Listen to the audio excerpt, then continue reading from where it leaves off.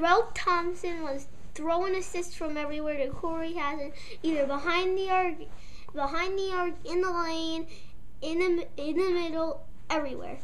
It doesn't matter. He had a pretty good game. He had the shot that boosted them from 70 to 73 at the end, and in the exciting game he had a good part, but that wasn't enough when Wagner came rampaging to beat Sacred Heart 74-73. They beat them with a Chris Martin drive, then do a little jump shot, and it went in. Corey Hassan went down, pump faked when he should have shot, then just had to throw one up and it hit net and nothing else. But it didn't go in. Corey Hassan and Chris Martin both played big points, big contributes to their team's game. Hassan 36, Martin 28. Hassan almost had half his team's points, 1 point off half. Within the first 13 minutes, he had 20 points, which was already over my estimate. And and I didn't know he was gonna have one of these games. Chris Martin, I didn't know he was gonna do this good. I barely heard of him, and he came out and had the most important shot of the whole game, won at the buzzer. All of these great stats happened because when Corey Hassan cooled down, Liam Potter stepped up.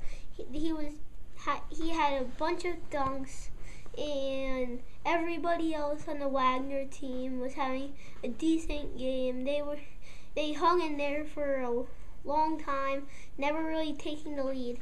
Fans going nuts. But Weiler didn't have many threes. All his points were on threes. 4 for 9, highly percentage for this game. He was jacking them up in important spots everywhere. He only had 4, but those were good 12 points. He also had some assists. He's a little guy running around, shooting and jacking up shots, and he was everywhere. Just missed a bunch, but they almost went in. Had a bunch of in and outs, and one of the best shooting guard performances for percentage wise that I saw a lot. And then Liam Potter had one of the best games I've seen him have. He was dunking the ball like crazy. He was getting layups off picks, everything. He was doing, he just wouldn't stop. He had a bunch of points, and he had some high lows, and he was beating everybody off the boards. He was ripping down rebounds too. The crowd was electrifying. It was so loud in there, especially when they did the starting lineups. When they jacked up that last shot, it was silent, and then it rose so loud that it was just loud.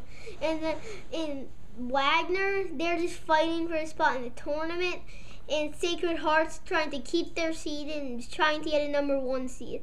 And Wagner is tied for 9th, and with Mount St. Mary's, and they're just trying to beat out the Mount until the end of the season. The NEC has a good year this year. Justin Ruddy and Corey Hassan are going for Player of the Year. One's a rebound guy that won't let up, big and strong. One's a forward. He can rebound almost as good as Ruddy. He's a 3-point shooter. He's everything.